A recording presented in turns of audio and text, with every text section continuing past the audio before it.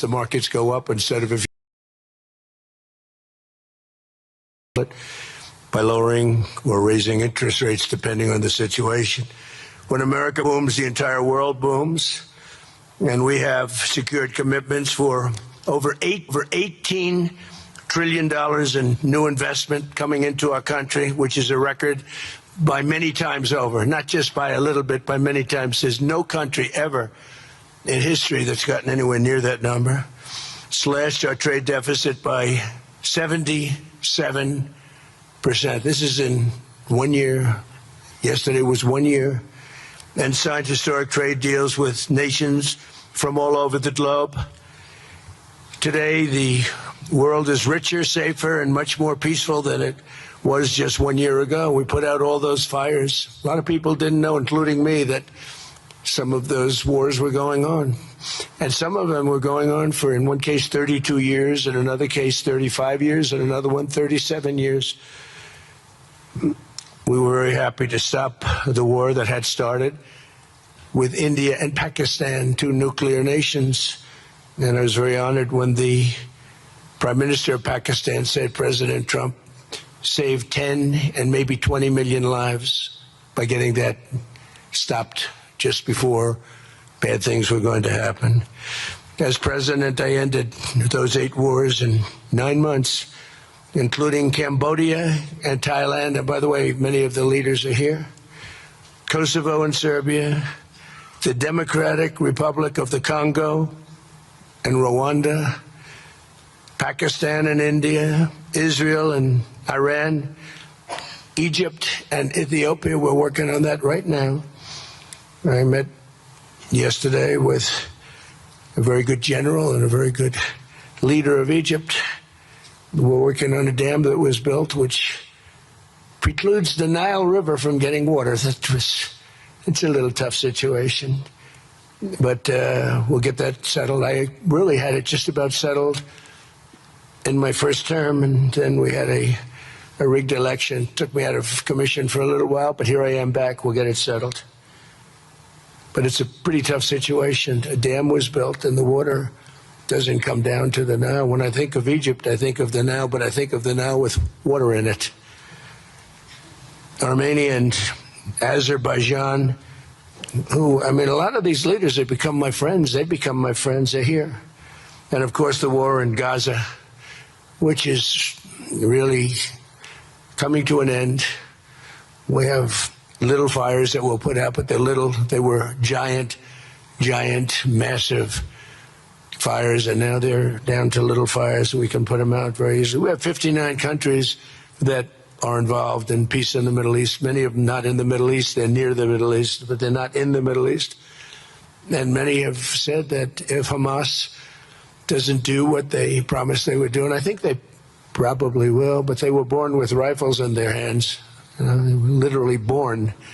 The first day they had a rifle put into their hands, but they have to give up their weapons. And if they don't do that, it's going to be the end of them.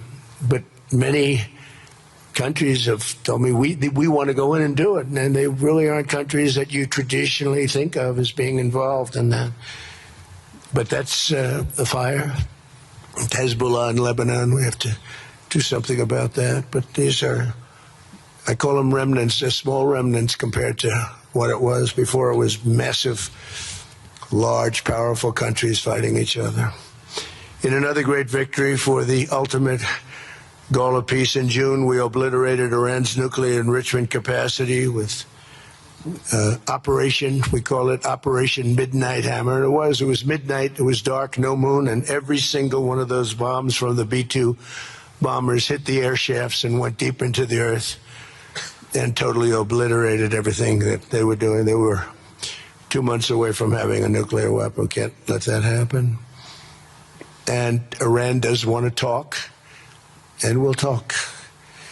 We've also hit ISIS in Syria, and very strongly, as you know. In my first administration, I took out al-Baghdadi, the founder of ISIS, and he was trying to start it up again because due to the tremendous talent of General Raisin Kane, as I call him, he wiped out ISIS in a period of 3 weeks in my first term. You know, we had a great first term. but the second term is, I think, blowing it away, actually. But we took out ISIS, and we had it was gone. But during the Biden administration, it formed again a little bit. We hit it very hard in Syria. And Syria, by the way, I spoke with the president, is making a lot of progress, tremendous progress, actually. We're very happy about that. We took off all sanctions, which gives them a chance to breathe. And he is working very, very hard, and I think he's going to put it all together. So many things are happening, many good things. Threats to Europe and America, the Middle East, and other places are really calming down. It's a lot different than it was just 1 year ago. Just 1 year ago, the world was actually on fire. A lot of people didn't know it. And in Nigeria, we're annihilating terrorists who are killing Christians. We've hit them very hard. They've killed thousands and thousands of Christians. What's that all about? Much of this unprecedented success is possible because I rebuilt our military in my first term, and now we're making it even stronger. We have a budget of over $1 trillion this year, and next year we're going to $1.5 trillion. Our country's never done better economically. We're taking in numbers that we've never taken in, not only the fact that the investment is at 18 trillion plus, but our jobs numbers, everything is, I think, maybe better than ever before. I think you're going to see and a lot of you are investing in our country. I think you're going to be extremely happy with your investments. I think you'll see numbers like you haven't seen before. I also secured commitments from virtually all NATO allies to increase their defense spending to 5% of GDP. Everybody but Spain. I don't know what's happening with Spain. Why would they not do that? They want a free ride, I guess, huh? Every country but Spain increased to 5%. I don't know why. We're going to have to talk to Spain. With America's renewed attention to security of the Western Hemisphere, I've stopped the invasion on our southern border and designated the drug cartels as foreign terrorist organizations. And you probably saw that we've virtually stopped almost 100% all drugs coming in by water. Now we're going to stop them on land. The land is easy. The water is tough. But that's down now. I heard it just last night. It was 97. Now it's 98.1%. And we're trying to figure out who are the 2% that are willing to get onto those boats. I don't think they watch television or the news.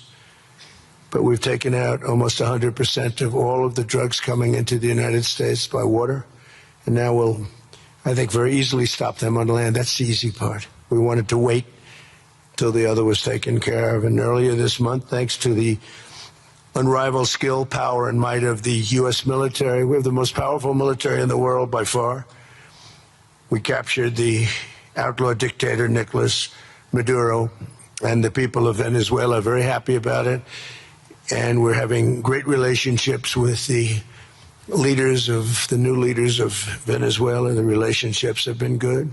We're opening up the country to our giant oil companies, and it's going very well. We've already taken out, think of this, 50 million barrels of oil, and a lot of that's going to go back to Venezuela. They'll do more income with us in a short period of time than they did in years, because as much oil as they have, and they have a lot, just about the most. After us, there's a couple of countries that are in that category, but we have the most, actually, and they're second between Venezuela and us. We have 62% of the world's oil, but they have very little production, so they'll have a lot of production. All the oil companies, we had meetings, you probably saw, all the oil companies want to go in. They want to go in immediately. They're already touring the sites. But our military was amazing. That strike was amazing. We had a second wave coming. We didn't need it. They said, no second wave. We don't want a second wave. The first wave was enough. And, of course, we're working to end the horrible killing in Ukraine, a war that should never have happened and would have never happened if I were president. That was not going to happen. I used to speak to Vladimir Putin about Ukraine, and it was the apple of his eye, but he would never have ever done it. Said, you can't do that, Vladimir. As part of this historic record of major peace initiatives, Today we're announcing more details regarding the Board of Peace, so important. This board has the chance to be one of the most consequential bodies ever created, and it's my enormous honor to serve as its chairman. I was very honored when they asked me to do it. We had an idea to do it, and then they came, they said, you be the chairman. And but I take it very seriously. We have a great group of people and incredible young people that are leading it from within. It's running beautifully, started already. And every country, just about every country, wants to be a part of it. And we just sent out the letters a couple of days ago, and these are just the countries that are here. They happen to be in Davos. So we said, would be honored if you wanted to join us up on the stage. And it's really great. They're friends of mine. I think, let me see. Yeah, every one of them is a friend of mine. A couple, let's see, a couple I like, a couple I don't like. No, I like, actually, this group, I like every single one of them. Can you believe it? Usually I have about 2 or 3 that I can't stand. Usually I have 2 or 3 that I don't like. I don't find them up here. I like every one of these people. No, they're great people. They're great leaders. And the Board of Peace is composed of leaders, the top leaders in the world, actually. Last October, we released a plan for the permanent end to the conflict in Gaza, and I'm pleased to say that our vision was unanimously adopted by the United Nations Security Council late last year. Under phase 1 of this plan, we have painstakingly maintained that Gaza, and we're going to have it very strongly, and it's what we have, maintained the Gaza ceasefire, delivered record levels of humanitarian aid. We've given aid. You know, you used to hear all the people were starving and it was terrible. Now we have, you don't hear that anymore. We've delivered record levels of humanitarian aid. I want to thank the United States, but I want to thank some of the countries that are sitting right up here, because they've sent great aid, aid also in the form of money, where we go out and purchase food, and you don't hear those stories anymore with people starving. And secured the release of all 20, we secured the release of all 20 living hostages. Now, I want to thank Steve Witkoff and Jared and everybody for working so hard. They worked so hard, but there were 20 remaining living hostages. Now, we got hundreds out, but the last 20, I said, boy, that's going to be a tough one. I said that a year before, and it was a tough one, but we got them. Got all 20, every one of them. And we had also about 28 that were dead, but the parents wanted them just as though they were living, just as much. Some cases it almost seemed more. It was amazing, actually, the love. But their boy had been killed in just about all cases, young men. Their boy had been killed, and they wanted the body of the boy, and it looked like it couldn't be done. And with the exception of one, and we're close on the track of that, we've got them all, every single one of them, which is amazing. It's a rough job. That was a rough job. And I've been very clear that Hamas must return that last remaining deceased hostage as well, and that will be the full commitment. And then we get on to other things, and we're committed to ensuring Gaza is demilitarized, properly governed, and beautifully rebuilt. It's going to be a great plan, and that's where the Board of Peace really started. And I think we can spread out to other things as we succeed with Gaza. We're going to be very successful in Gaza.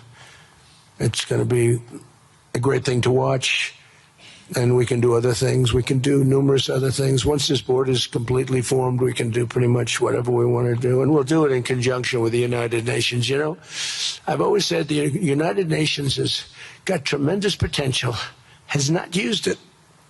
But there's tremendous potential in the United Nations, and you have some great people at the United Nations. But so far it hasn't. You know, on the 8 wars that I ended, I never spoke to the United Nations about any of them. And you would think that I should have. You would think they could have done those 8 wars, but they couldn't have. And they tried, I guess, in some of them, but they didn't try hard enough. But there's tremendous potential with the United Nations, and I think the combination of the Board of Peace with the kind of people we have here coupled with the United Nations, can be something very, very unique for the world. It's for the world. This isn't United States. This is for the world. As everyone can see today, the first steps toward a brighter day for the Middle East and a much safer future for the world are unfolding right before your very eyes. Together we are in a position to have an incredible chance. I don't even call it a chance. I think it's going to happen. To end decades of suffering, stop generations of hatred and bloodshed, and forge a beautiful, everlasting, and glorious peace for that region and for the whole region of the world, because I'm calling the world a region. The world is a region. We're going to have peace in the world. And boy, would that be a great legacy for all of us. Everybody in this room is a star, or you wouldn't be here. There's a reason that you're here, and you're all stars. You're the biggest people, the most important people in the world, most powerful people in the world. And when you use that genius that you have, that very unusual, very inspired genius, when you use that for peace, the opposite of peace has no chance. So I just want to say it's tremendous to be with you, and I think this is something that we're doing that's very important. This is the most important. I was so looking forward to being here, and yesterday was a tremendous success. A lot of good things happened, but this was something that I really wanted to be here and do, and I could think of no better place because so many people were together. And now to bring the Board of Peace into full force, I ask Sheikh Issa of Bahrain and Foreign Minister 𝗟𝗃𝗃𝗲 of Morocco to join me in signing and ratifying the Board of Peace Charter. Thank you very much, everybody. Appreciate it. Thank you. Thank you.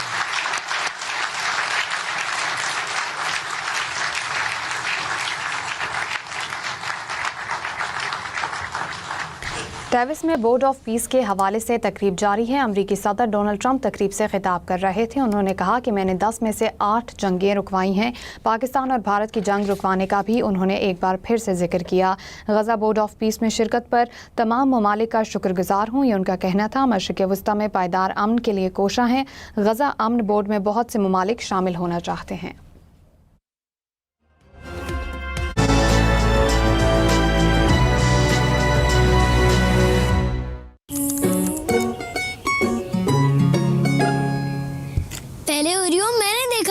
लेकिन उठाया किसने? बेटा दे दो, आप तो बड़ी हो ना।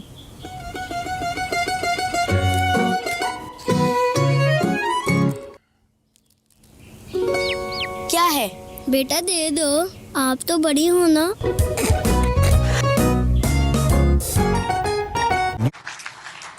We will now continue the signing ceremonies, beginning with the President of Argentina and the Prime Minister of Armenia.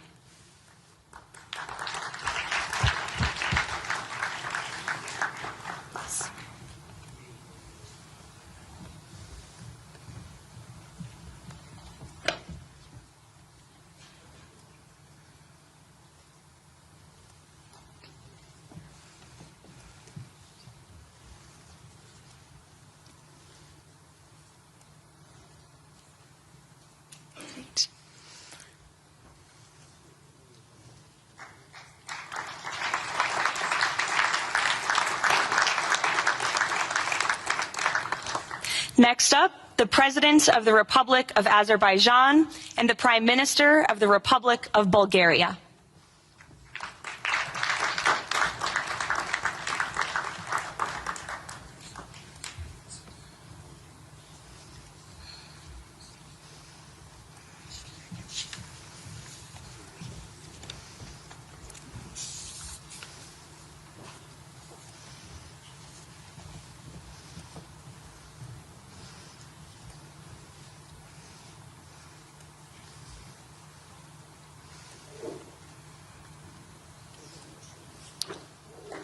Thank you.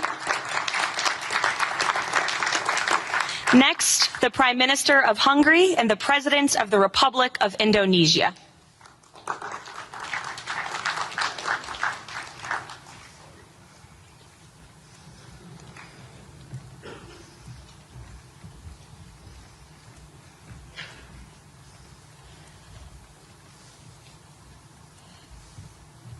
These are two tough guys.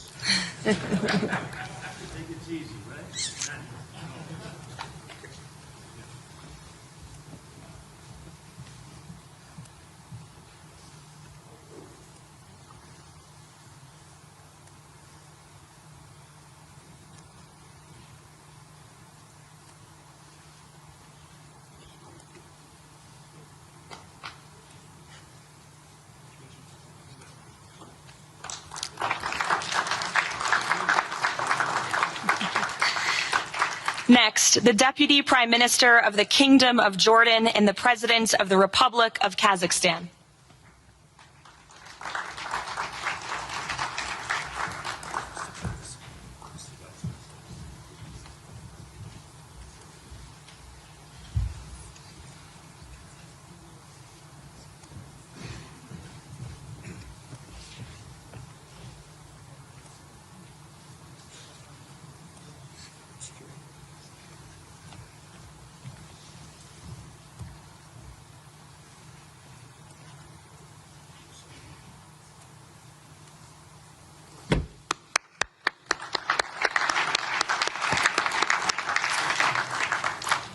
Next, the President of the Republic of Kosovo and the Prime Minister of the Islamic Republic of Pakistan.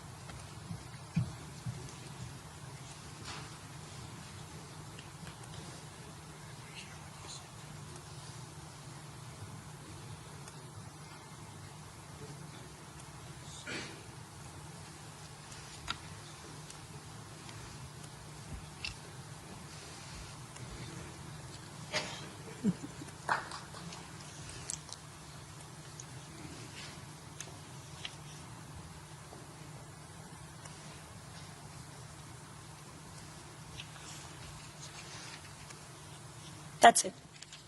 Yes. Thank you.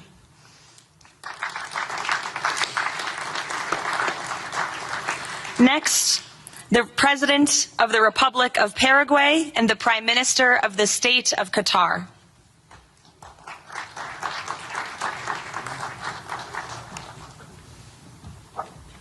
Hello. Good. How are you?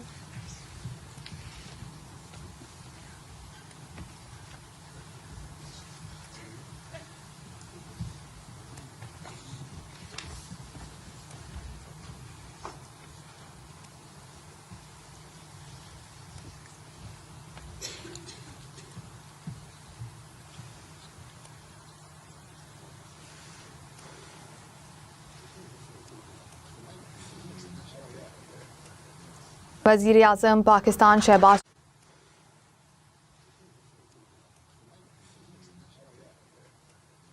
वज़ीर आज़म पाकिस्तान शहबाज शरीफ ने भी board of peace के मुसव्वदे पर दस्तखत कर दिए हैं। इस वक्त जो आप देख सकते हैं अपने सामने बराह रास्त ये बोर्ड ऑफ पीस के हवाले से तकरीब जारी है।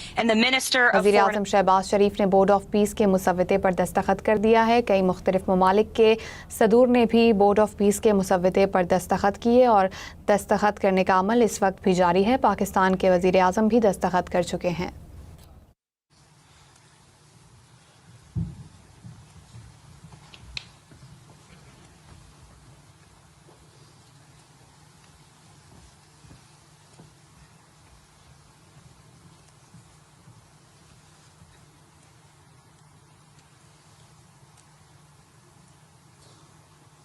Great.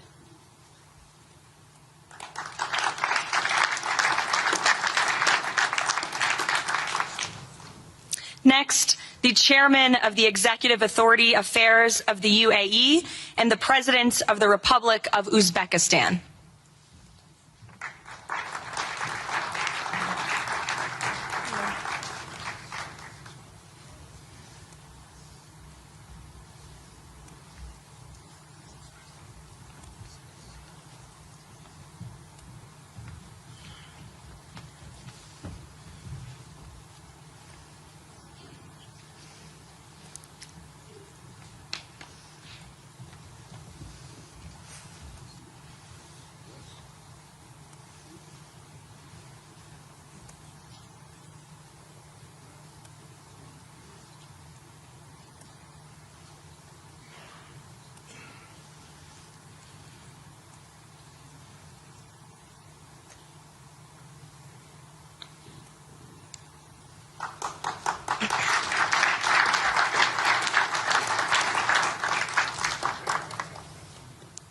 And last but not least, the Prime Minister of Mongolia.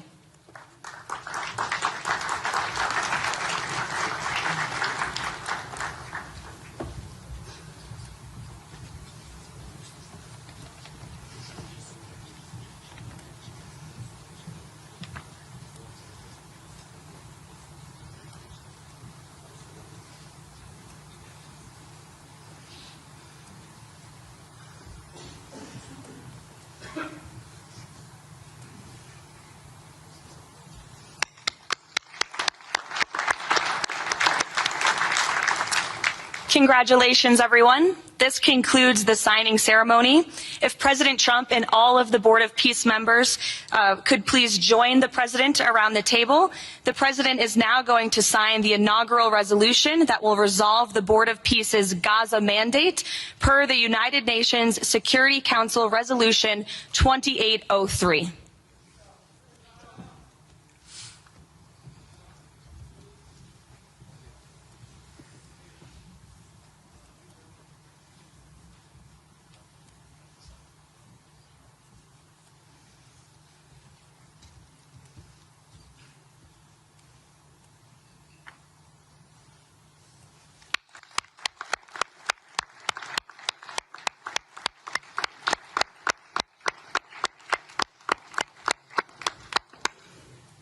Congratulations. If President Trump and all Board of Peace members could please take their seats in the front.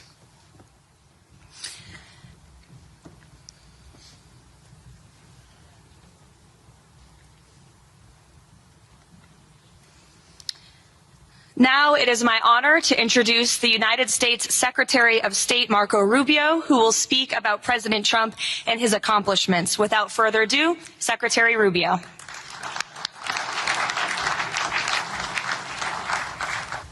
Thank you very much. It's an honor to be here today. It's an honor to serve as the Secretary of State during a historic presidency. And it's a historic presidency because the President of the United States, Donald J. Trump, is someone who is not limited by what others say is possible or what others say is impossible. He's not limited by some of the things that have happened in the past, and he's willing to talk to or engage with anyone in the interest of peace, always putting the American people and our national security first, but understanding that in the world that we share with so many others, peace is paramount to all of us. We are here today because of President Trump's vision. If we go back just a few months ago, people thought what was happening in Gaza was impossible to solve. 28 hostages that were dead, others that were still living, all these hostages that were being held. No one thought that that would ever come to a resolution without more fighting and more bloodshed along the way. In fact, frankly, many thought it was intractable. And sadly, many of the institutions that have served us well, in many cases, for the last 70 years, were unable to do anything about it. But President Trump had the vision and the courage to dream the impossible, to believe that it was doable, and to pursue it with all of his heart. And he was in that capacity assisted by an extraordinary team, and both Jared and Steve deserve a tremendous amount of credit. Jared Kushner and Steve Woodcock for all the work they put in. And all of our partners here today. And now we have this Board of Peace, who I believe's possibilities are endless. Obviously with a focus first and foremost on making sure that this peace deal in Gaza becomes enduring. And I know this president has it as his highest priority and will give it everything he has to make sure that this is successful. I also want to acknowledge the extraordinary leaders that are here today. This is not just a Board of Peace, this is a Board of Action. Just like President Trump is a president of action. Times people like to give speeches. I've been to many of these forums, and they're not useless, and they're not, they have utility in many cases. But oftentimes in international affairs, we find ourselves at events where people are reading these scripted statements, these strongly worded letters that they put out, but no action, nothing happens. This is a group of leaders that are about action. And the President of the United States is a president of action, of getting things done. And today is the beginning of that, of a new era and a new stage that we think is so important as a model to the rest of the world of what is possible. And clearly the focus is right now on making sure that the plan that's about to be presented to you here today, this vision for the future of Gaza, this vision for the future of the region, is not just possible and promising. It is our destiny if we put the time and the effort that it requires, as I know this board will do. But I also think it will serve as an example of what's possible in other parts of the world. Without losing focus on what's before us now, this is what's possible for other places and other conflicts that seem impossible to solve right now. So I want to, on behalf of the United States, on behalf of the team that worked so hard on this, thank every single one of the leaders that are here today and all the countries that have committed to joining, and many others who are going to join. You know, others either are not in town today or they have to go through some procedure internally in their own country because of constitutional limitations, but others will join. Many want to be a part of this effort because it is going to be a successful effort. And you see it reflected here today among countries of different backgrounds from different parts of the world, majority Christian some, majority Muslim others, who've come together. In fact, former adversaries who have joined here as part of this Board of Peace. And all was possible, and I want to acknowledge this again, because of the vision and the drive of the President of the United States. So thank you all for joining us here today. We appreciate it very much.